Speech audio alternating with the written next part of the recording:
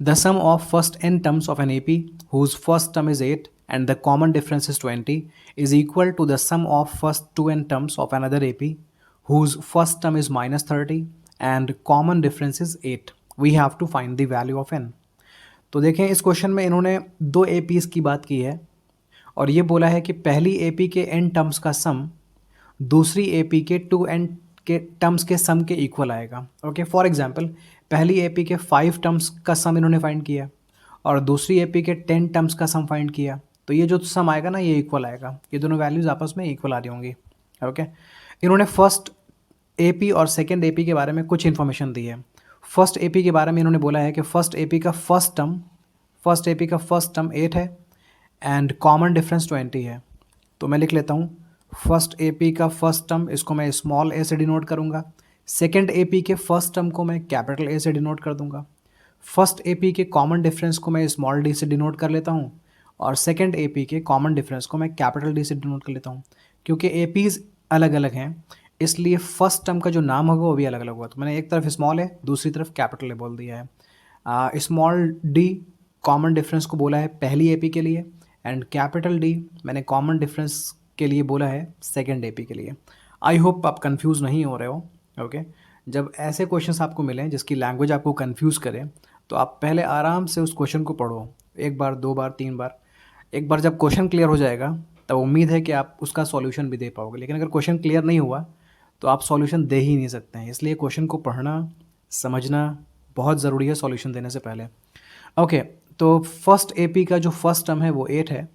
First AP का जो common difference है वो 20 है. सेकेंड AP का जो फर्स्ट टर्म है ये -30 है एंड सेकेंड AP का जो कॉमन डिफरेंस है वो 8 है. ओके, दो अलग अलग APs हैं. पहली AP में ये इन्फॉर्मेशन हमारे पास है, दूसरी AP के लिए हमारे पास ये इन्फॉर्मेशन है. अब क्वेश्चन में बोला गया है कि फर्स्ट AP के n टर्म्स का सम सेकेंड AP के 2n टर्म्स के सम के इक्वल है. मतलब इस AP में अगर n टर्म्स का सम निकालोगे और दूसरी AP में अगर 2n टर्म्स का सम निकालोगे तो ये दोनों आपस में इक्वल होने वाले हैं. चलिए देखते हैं फर्स्ट AP का n टर्म्स का सम क्या होगा. तो आपको ये तो मालूम होगा कि अगर आपको सम ऑफ फर्स्ट n टर्म्स निकालने हैं तो इसके लिए फॉर्मूला होता है n/2 into 2a plus n-1d. इस फॉर्मूला की हेल्प से आप सम ऑफ फर्स्ट n टर्म्स निकाल सकते हो किसी भी AP के. यहाँ n का मतलब होता है नंबर ऑफ टर्म्स, a का मतलब होता है first term of the AP and d का मतलब होता है common difference of the AP. तो अगर आपको common difference, first term and number of terms मालूम है तो आप सम फाइंड कर सकते हो. चलिए यहाँ पर हम सम फाइंड करने की कोशिश करते हैं. तो यहाँ हम फाइंड करेंगे सम ऑफ n टर्म्स और दूसरी AP में फाइंड करेंगे सम ऑफ 2n टर्म्स और ये दोनों आपस में इक्वल हैं ऐसा हमें क्वेश्चन ने बताया है. ओके, तो चलिए लिखते हैं sum of n terms. n terms का अगर सम निकालना है तो आप n/2 लिखो इंटू 2a लिखो प्लस n-1d लिखो. ओके, ऐसा करने से आपको फर्स्ट n टर्म्स का सम मिल जाएगा. मैंने आपको फॉर्मूला यहाँ पर बताया है उसी को मैं कॉपी कर रहा हूँ. ओके, दूसरी तरफ चलते हैं. यहाँ आपको 2n टर्म्स का सम निकालना है. तो अगर आपको n टर्म्स का सम निकालना था तो आप n लिख रहे थे. अगर आपको 2n टर्म्स का सम निकालना है तो आप यहाँ पर 2n लिखेंगे और यहाँ पर भी 2n लिखेंगे. ओके, चलिए तो इस बार हम क्या लिखेंगे 2n/2 ब्रैकेट. अब यहाँ पर देखिए 2a लिखा है. 2a का मतलब मैंने 2 को फर्स्ट टर्म से मल्टीप्लाई किया है. तो यहाँ भी मैं 2 को फर्स्ट टर्म से मल्टीप्लाई करूँगा. लेकिन सेकेंड AP का जो फर्स्ट टर्म है वो कैपिटल A है तो आप कैपिटल यहाँ पर लिखो प्लस n-1. लेकिन हम तो 2n टर्म्स का सम निकाल रहे हैं ना, तो हम n-1 नहीं लिखेंगे, हम लिखेंगे 2n-1. ओके, अब लिखेंगे डिफरेंस, d फॉर डिफरेंस. लेकिन सेकेंड AP का डिफरेंस हम कैपिटल D बोल रहे हैं सो कैपिटल D लिखेंगे. आई होप ये क्लियर हो गया. अभी शुरू करते हैं इसको. देखो जी, कुछ कैंसिलेशंस हो रहे हैं, आपको समझ आ जाए. अगर this 2 and this 2 2 1 times cancel हो गया. इधर n 1 टाइम्स और n कैंसिल हो गया तो यहाँ पर 2 बचा हुआ है. आई होप ये क्लियर है. आगे बढ़ते हैं. अब ये 1/1 तो 1 ही हो जाएगा. 2a लिखते हैं. 2 a की वैल्यू 8 है, आप देख लो a की वैल्यू 8 गिवन है यहाँ पर, प्लस n-1 लिखो आप. डिफरेंस की वैल्यू आप देख लो 20 है फर्स्ट AP में. अब चलते हैं सेकेंड AP की तरफ. 2/1 2 हो गया. ब्रैकेट में हम लिखेंगे 2 मल्टीप्लाइड बाय फर्स्ट टर्म की वैल्यू -30 है प्लस 2n माइनस 1 और डिफरेंस की वैल्यू 8 है। ठीक है जी, आगे बढ़ते हैं। 2 इंटू 8 16 हो जाएगा। ये 20n को मल्टीप्लाई करेगा तो आपको 20n मिलेगा।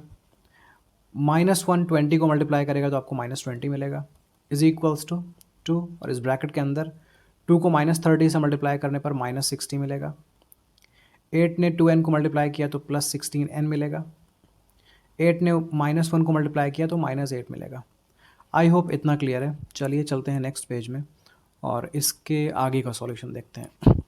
अगर कहीं भी कोई कन्फ्यूजन है तो आप कमेंट सेक्शन में लिख सकते हो, मैं आपकी दोबारा हेल्प कर दूंगा। ठीक है, आगे बढ़ते हैं। सो 16 माइनस 20 ये हो जाएगा -4 और ये 20n हम यहाँ पर कॉपी कर लेते हैं। इज़ इक्वल्स टू 2 लिखते हैं ब्रैकेट के बाहर और ब्रैकेट के अंदर -60 और -8 मिलकर बनेंगे -68 प्लस 16n।